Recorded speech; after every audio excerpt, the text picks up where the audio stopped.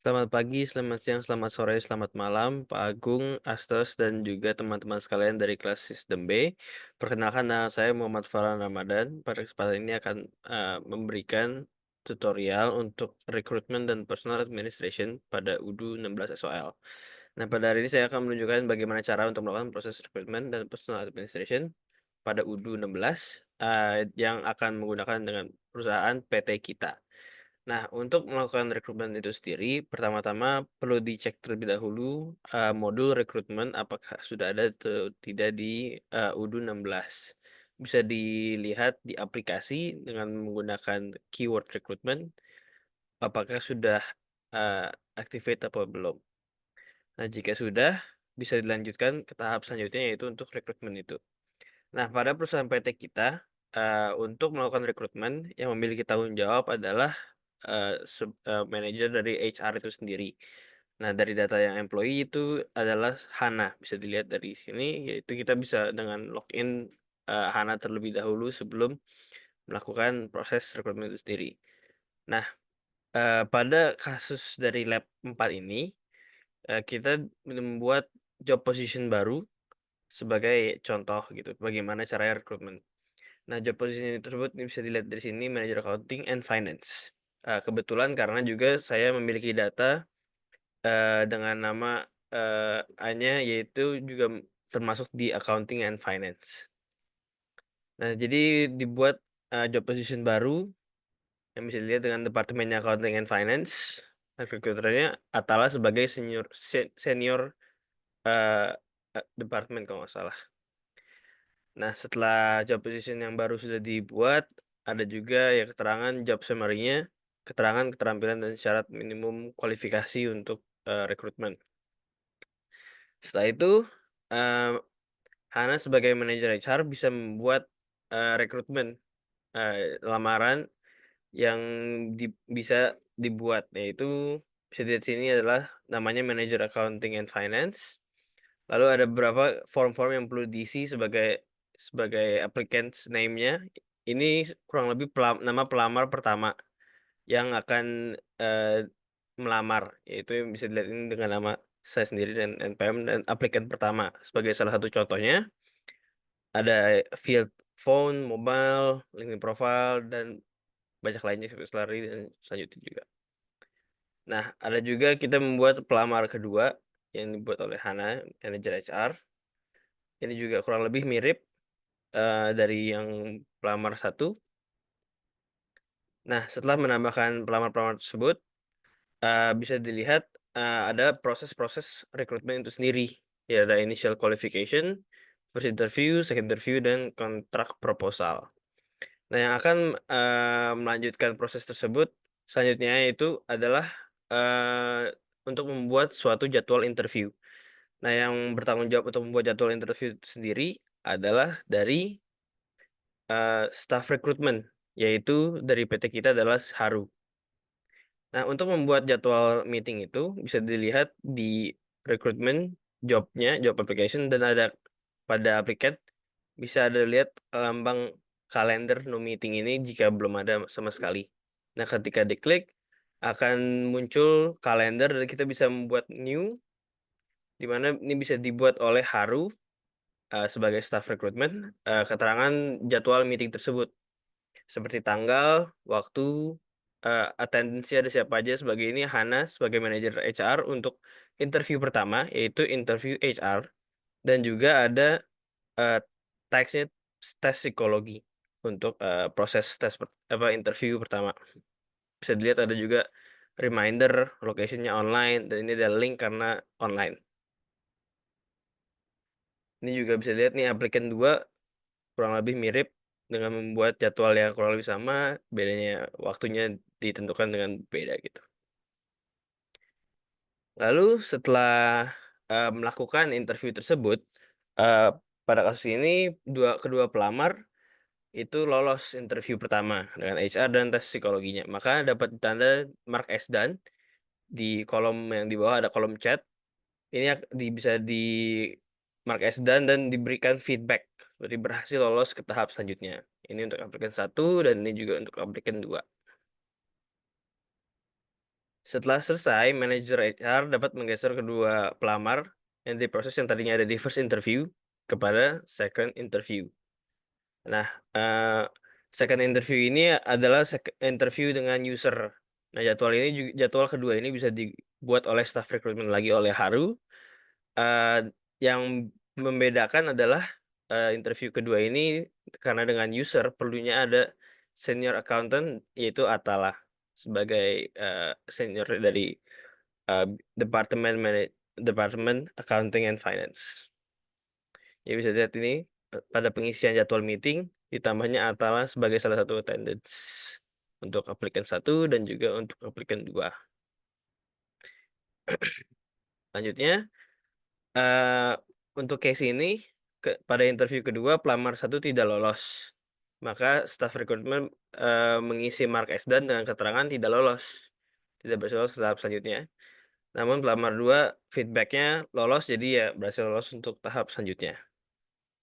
Nah, adanya tahap tambahan jika ada pelamar yang tidak lolos, yaitu untuk membuat suatu refuse reasons atau alasan penolakan. Nah, karena ini adalah interview kedua, jadi yang memegang posisi manager accounting and finance adalah senior accountant, yaitu si Atala. Dia akan membuat suatu refuse reasons. Ini ada di recruitment dan juga menu configuration. Nanti ada refuse reasons dan kita bisa membuat new, ya bisa mengisi alasannya, deskripsinya, dan juga email template. Recruitmentnya di refuse. Ketika sudah membuat refuse reasons, uh, applicant atau pelamar yang tadinya ditolak bisa ditambahkan ada tombol sini refuse dan memberikan yang mana gitu keterangan refusalnya itu, yaitu tadi kekurangan sesuainya keterampilan dengan keterampilan yang ditetapkan perusahaan, kurang lebih seperti itu, dan bisa diklik refuse untuk melanjutkan. Dan ini akan di stamp sebagai refuse applicant pertama jika memang tidak cocok, tidak lolos. Nah, karena tinggal pelamar kedua yang lolos untuk tahap terakhir, manajer HR dapat memberikan proposal kontrak yang dapat diterima oleh pelamar. Nah, di sini bisa dengan mengklik aplikan 2 tersebut dan prosesnya manajer HR akan mengisi proposal salary yang ada di bawah sini yang tadinya misalkan aplikan 2 mengisi dengan nominal 22 juta, namun manajer HR memasuki 20 juta yang bisa diterima oleh aplikan itu sendiri. Nah, jika aplikan menerima kontrak tersebut, ada bisa diklik oleh manajer HR, yaitu kontrak sign, dan akan ditandakan sebagai hire, sebagai penerimaan pelamar tersebut. Nah, langkah terakhir, ya kurang lebih ya langkah penerimaan dari pelamar tersebut adalah pengenalan perusahaan. Bisa dilihat manajer HR bisa membuat jadwal meeting untuk karyawan tersebut sebagai pengenalan perusahaan. Bisa dilihat dengan tambahan nama keterangan onboarding istilahnya. Bisa lihat di sini. Ini 1 bulan setelah penerimaan pelamar gitu. Ini bisa dibuat kurang lebih mirip sebagai jadwal-jadwal yang sebelumnya. Oke, setelah diterimanya pelamar, kita lanjut dengan proses selanjutnya yaitu personal administration. Jadi setelah menerima pelamar sebagai karyawan baru, manajer HR perlu mendaftarkan karyawan tersebut. Ini ya kurang lebih mirip seperti tutorial-tutorial sebelumnya di mana kita menggunakan menu employee. Atau ketika di application bisa lihat ketika hire ada tambahan create employee untuk langsung pindah ke menu employee. Nah, bisa dilihat ini penambahan data aplikan yang baru, dia udah menjadi manager accounting and finance dengan ya departemennya dan juga manager dan juga coach. Ini akan nanti otomatis organization chart yang sudah dibuat di lab sebelumnya. Nah, setelah mendapatkan karyawan baru, ternyata adanya perubahan departemen di PT kita itu sendiri. Departemen Accounting and Finance dipisah menjadi Accounting dan juga Finance. Oleh sebab itu, perlunya pembuatan departemen baru di menu departemen, yaitu Departemen Accounting, yang ini bisa dibuat oleh manajer HR. Karena karyawan baru yang telah ditetapkan tadi, itu pekerjaannya sebagai manajer accounting and finance, maka bisa digunakan sebagai manajer yang departemen baru tersebut, departemen accounting. Nah, bisa dicek di menu departemen apakah ada accounting tersebut. Namun employee belum ada, maka kita harus edit lagi di menu employee, ubah datanya dari karyawan yang baru tersebut kepada job position dan juga departemennya. Dan juga manajer dan coach-nya akan otomatis terisi juga sesuai dengan yang ada di departemen tersebut. Setelah sudah, bisa dicek lagi terakhir kali di departemen yang baru bahwa accounting ada karyawan tersebut. Baik, selanjutnya ada beberapa pertanyaan pada lab 4 ini. Nah, jelaskan apa yang dimaksud dengan field evaluation di profil applicant. Mengapa hal ini penting? Nah, field evaluation yang ada di dalam profil bisa dilihat mungkin kita ke atas, yaitu eh, evaluation bintang-bintang ini. Jadi, apa itu evaluation? Jadi evaluation yang ada di profil itu adalah suatu field yang digunakan untuk memberikan penilaian untuk pelamar.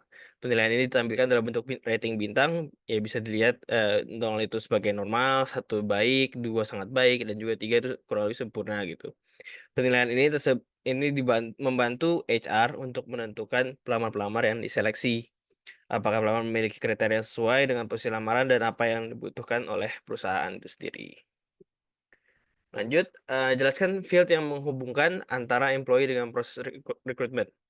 Nah, ini kurang lebih sudah di-mention sedikit tadi, bahwa adanya field atau tombol yang untuk menghubungkan employee dan rekrutmen adalah create employee. Ketika pelamar diterima oleh manajer HR dan telah menerima kontrak yang sudah disetujui, manajer HR dapat mendaftarkan pelamar sebagai karyawan atau employee baru melalui field create employee yang ada di pojok kiri atas. Nah, ini langsung menghubungkan ke pendaftaran employee baru dan dapat menambahkan data-data employee tersebut. Terakhir, mengingat dalam praktiknya, jumlah pelamar bisa mencapai ratusan hingga ribuan. Maka buatlah template untuk mengimpor master data pelamar dengan semua field yang harus terisi lengkap untuk 5 data pelamar baru. Nah, ini ada Google Sheets-nya. Bisa lihat di sini kurang lebih. Ini standar dari yang bisa dilihat di pelamar yang di awal, yang ada di sini. Ada email, phone, mobile, link profile, degree, applied job, bla bla gitu. Kurang lebih mirip. Ada application name, applied job, subject application, email, phone, mobile, LinkedIn profile, degree, interviewer, recruiter, evaluation source, dan lain sebagainya. Oke, baik. Sekian dari saya. Ini adalah yang saya lakukan pada lab 4, bahwa proses rekrutmen dan juga proses personal administration pada PT kita. Nah, bisa dilihat ada beberapa proses-proses inti dari rekrutmen itu sendiri. Ada interview dengan HR dan juga ada interview dengan user yang sangatlah penting untuk perusahaan. Dan juga manajer HR bisa dilihat memiliki peran penting untuk penentuan dari rekrutmen itu sendiri. Semoga bermanfaat untuk teman-teman dan juga saya dengan terbuka melihat komen-komen juga gitu. Sekian dari saya, terima kasih.